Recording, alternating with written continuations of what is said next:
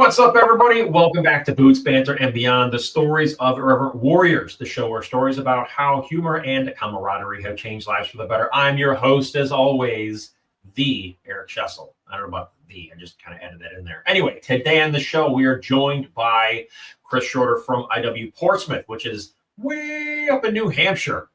Welcome, Chris. How are you doing today? I am doing good. It is nice and warm and humid, but hopefully that'll be over soon in time for the hike. You have a hike coming up? Yeah, we do. I didn't know if you heard about that. I have no idea. None whatsoever. Before we get to your Silkies hike, though, we want to know more about who Chris is as a person. Do you like long walks on the beach? Do you like to cuddle, hold hands, all that kind of thing? Tell us about your military service and all that good stuff. Oh, okay. I was going to say big spoon, little spoon sometimes. So I was Army, did my first enlistment, deployed to Afghanistan, came back, ended up getting out of the military. I was military police, and it was during the time that I was transitioning out of the military that I found out about a Silkies hike going on in Boston, and it was, I believe, September-ish of 2015. So that was right before it became, actually Irreverent Warriors and everything. I think there was maybe 30 of us. My buddies hit me up. They were like, yo, there's this hike going on. We should go check it out. So we went down, hiked, had a blast with all these Marines and sailors and airmen. And then I started doing hikes. And then around 2018, after the IW Connecticut hike, I had come back home. I was like, damn, I miss hanging out with the boys and doing everything. So I actually re-enlisted into the National Guard. So it's kind of funny. I went from the military to Irreverent Warriors, and Irreverent Warriors brought me back to the military and back to Irreverent Warriors. So yeah, I basically spoke to IW after a bit, and I was like, we need to bring this to New Hampshire. So trying to balance work, military, and Irreverent Warriors, because I think it's a great organization that we have definitely been missing here in New Hampshire. Absolutely. So what did you do in the Army, and then what do you do in the Guard? Do you still do the same job? Yeah, 31 Bravo, military police, nothing too crazy. Okay. All right, so you kind of touched on how you got involved with IW. So you kind of stumbled upon it and everything, and you've been a part of it. What made you really want to become a local coordinator? Was it just wanting to bring it to New Hampshire, or was there other underlying cause or concern? So, definitely the big thing was going to all the different hikes across New England, Boston, Worcester, Mass, Milford, Massachusetts, Connecticut. Seeing that, having such a blast on the weekends, I would go down and with my buddies and do it, and really wanting to have that opportunity here in New Hampshire, because following, the Facebook pages and everything, I would see other events they were doing throughout the year, and I was like, oh, that sounds cool. But it's a Thursday and I can't drive from New Hampshire down to Connecticut. So I really wanted to have an opportunity to have that same atmosphere here in New Hampshire. That way locals here in New Hampshire would have the opportunity to come to events and get-togethers and eventually a Silkies hike. Okay. I mean, and the whole driving down to Connecticut on a Thursday, I mean, not with that attitude, you're not gonna. I lived in Connecticut for a while, so I mean, I don't really want to go unless it's a hike. Yeah, I don't blame you. I'm not from Connecticut, so but I've lived here long enough to where I get it. So all right, so what does Irreverent Warriors mean to you? What is your why? So to me, Irreverent Warriors really means family. There's just something about the organization where you can have never been to a hike before, not know anything about it. It could be your first interaction with the organization. You show up at an event, whether it's a smaller get together, but more specifically hike day. And you just immediately are welcomed in by everyone, regardless of age, branch of service, generation. whether you deployed, whether you didn't deploy, whether you were in the Air Force versus, Army, Marines, Navy, anything like that, male, female, anything. It's just a really welcoming organization. And I've never, from my experience, I've never been to a hike where I've seen people like not able to just be open and talk with each other, whether it's someone that they've been doing hikes with or known for years or someone they just met 3 hours ago. No, and you're absolutely right. It's a very powerful thing for anybody to be able to go to a Silkies hike somewhere alone for the first time and be able to just make connections with people and have a good time. My own first experience was at the hike here in Connecticut back in 2019, and I rolled in by myself. Like I didn't really know very many people at all, and I had a blast. I mean, I've been hooked ever since. But yeah, you can be yourself. And come as you are and have a good time and be around like-minded people. So it's a great thing. And even the 2020 hike in Connecticut, where we had broken off into 2 different chalks just because we couldn't have the large number, that almost helped more because, people are talking in the morning, they're expecting to walk with those people, but then it's, split. So now those people get the opportunity to interact with people they might not have normally interacted for on the hike. So to me, that 2020 hike in Connecticut was really cool because I got even more of the opportunity to interact with other people that I normally wouldn't see during the hike. Oh yeah, no, it was definitely a unique hike because you couldn't have more than 100 people in a group outside and stuff like that. So we had to keep the group small. And literally would just like it was, we had one group would go a half hour in front of the other one and everything like that. And so we'd get to a stop and we'd be there for a half hour and then we had to move on because the next group, you could see them coming up. So then we got to roll out, we got to move. Yeah. There were unique challenges with that hike, but I think it went really, really well. And I like the fact hearing what you're saying, that the opportunity to have to mingle with others that you may not have planned on mingling with forced you to kind of lower your walls a little bit intentionally to have those more in-depth conversations, which is what the organization is all about. Yep. So all right, so this is your first hike that you're the LC of. We're gonna pull up, look at that poster. Oh, it's sweet. And it doesn't cover your face either, which depending on who's watching could be a good thing or a bad thing. No. So all right, so first things first, ladies and gentlemen, you see the thing. Actually, Chris can probably point to it better than I can. It's all the way in the corner where he's at, but all the way over there's a other finger. I don't know what do you It's facing my QR code. Got a QR code right there in the corner. So as you are hanging out watching this, guess what you need to do? You need to scan in that QR code, because if you're not at the Portsmouth, New Hampshire Silkies hike August 23rd, then you are wrong. So make sure you guys get that registration going. Tell us about your logo. So I see you've got what I think it says live or die. You've got the mountain range. You've got the face on the left side there. Whoa. That is the old man of the mountain.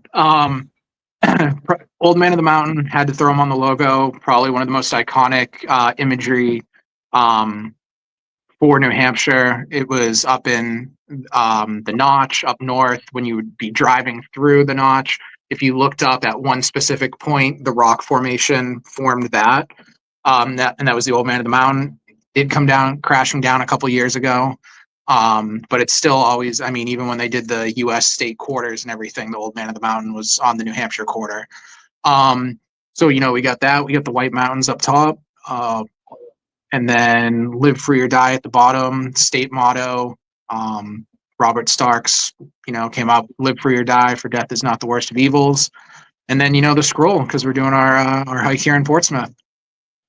Absolutely. So did the old man of the mountain, did he have a name, or was he always just like the old man of the mountain? The old man of the mountain was the name. There may have been a name for it way back when, but I'm not sure. It's sad because I feel like the old man of the mountain, it's really vague. Like he should have a name, like Harold or Herald of the Mountain. Like Herald of the Mountain, or just he should have a name. All right. So what can you tell us a little about your hike? And we don't want you to give away all the details and all that stuff, but give us some juice, entice us, convince us that we need to come without giving away everything. So August in Portsmouth, we should get that nice, cool ocean breeze. We're going to be going through downtown for a little bit. At some points during the hike, it's going to be a little more scenic once we're crossing the bridges over into Newcastle and Rye. We're going to be hitting up Fort Stark, which is one of the old artillery batteries that used to protect the seacoast. We're going to be breaking there for lunch and everything. So we're going to have a nice ocean backdrop for our lunch. Some of our stops along the way, some of the parks and places we have planned. Should be nice out. And then we're going to go through a little more of a quiet area. And then we're going to dump back out onto right downtown, the busiest part of Portsmouth, being August and Portsmouth being a huge tourism attraction area. We're definitely going to get a lot of looks when we're going through downtown, and I'm excited to raise awareness for IW and really, take over the streets when we're going through downtown, and people are like, what is going on? All the shoppers and all that stuff. Oh man, we're going to terrorize the entire city of Portsmouth. It is going to be outstanding. I can't wait. What is all right, so have you gauged the population of Portsmouth? How do you think they're going to receive us as we come through there for the first time ever for this event? How do you think we're going to be received? So I think it'll go good. Right downtown in Portsmouth is the Portsmouth Naval Shipyard. So we do have active, Navy. There's a lot of DoD contractors that work there, a lot of Guard and reservists work there, a lot of former veterans and stuff. So they're used to it downtown. The military aspect of it. Portsmouth is super historical and all of that. So I think we're definitely going to get looks because we're going to have a lot of out-of-staters doing their shopping and visiting. But I think overall it'll be good. It'll be a good opportunity for us to pass out mission cards and talk to people as we're walking through, the people that come up. Hey, what are you doing? We are bringing veterans together. We are preventing veteran suicide. Get on board. Do it. Here's a card. Support us. Exactly. I think it'll help us raise awareness. Yeah. And we're definitely going to raise awareness. There's going to be culture shock. Probably we might actually scare tourists to the point where they never come back to Portsmouth. Like, we're not going here next year in August because there were some crazy men and women running around in short shorts carrying American flags. It looked scary as all hell. We could terrify that entire city. Or they're from out of state and they are veterans, and then they sign up for next year's hike. Hell yeah. And then they sign up for all the New England hikes because that would be amazing. And then they just get addicted like the rest of us. Because now we have, besides Vermont, we do have all of New England now. We do. We'll have a Rhode Island hike hopefully next year. So if Brian is listening to this, no pressure, but pressure. All the hurry pressure. Up. All the pressure. Yeah, like coal being crushed into a diamond, bro. Like, you need to hurry up, get that hike rolling. And then we just got to find some sucker. I mean, some dedicated individual to run to do one in Vermont. Connecticut is close enough. Why don't you just commute and run both?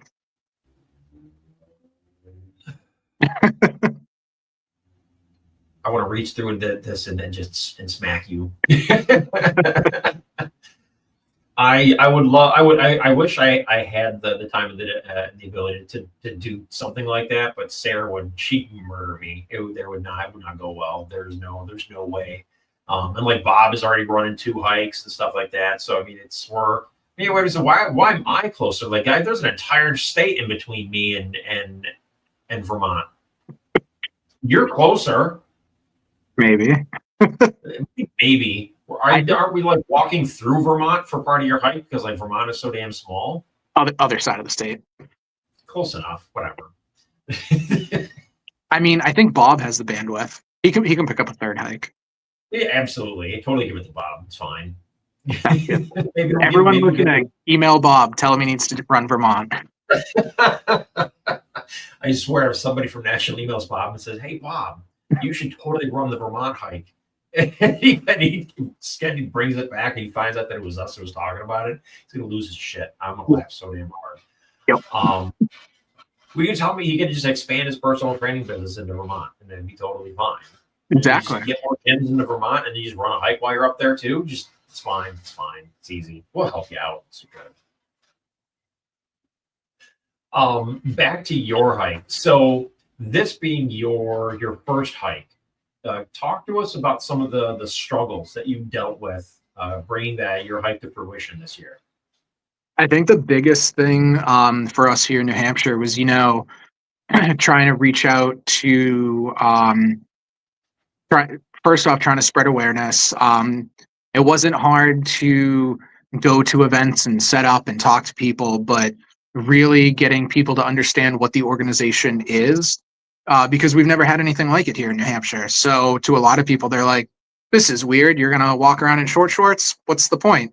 So, really explain to them what Irreverent Warriors means, what it does, and what we provide to our veterans that attend our events and how beneficial it is and the healing value of it. And, once you reach that and they understand where you're coming from, it's a welcoming state. Like they're all on board with it. It was just, those initial steps of getting out there and raising awareness for the organization, for something they've never heard of.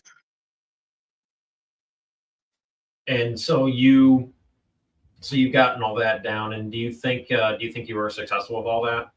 I think so. There's definitely, you do it the first time and you're like, well, maybe I could have done it differently. So there's definitely notes that I've made. I have my Irreverent notes notebook. There's, just game planning things of how I handled it this year, how the results were, and, potentially going about it a different way. But overall, I think it's been successful. I've had a great experience networking. We're working with a lot of organizations now up here.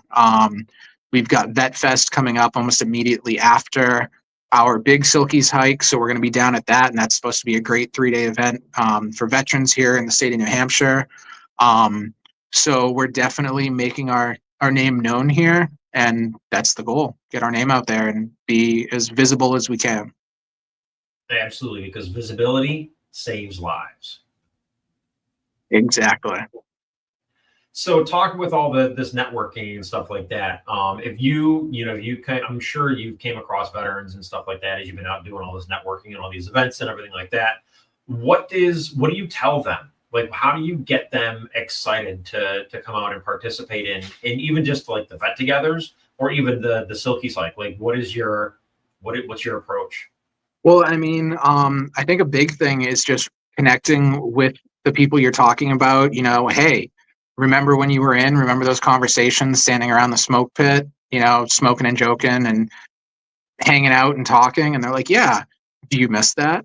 Of course. Who doesn't miss that? That's like one of those like core memories of the military. The shenanigans and the conversations, those late night conversations, because you're trying to stay awake and it's 3 a.m. and you're sitting at a checkpoint hating your life. But they're some of the greatest conversations and times you've ever had, some of the worst and some of the best. So like connecting with people and letting them know like, hey, if you miss that, this organization gives you that back. Because when you're on a hike or you're at a vet together or any of our events that we're at, you're just around like-minded individuals that have a similar background. It might not be exactly the same. They might not everyone's done the exact same thing in their military career, but everyone comes from the same start point in the military. So they already have that mutual understanding where nothing against someone being a civilian, but like they might not understand our humor or references that we make or anything like that. So just being able to let them know like, hey, you can get all of that back.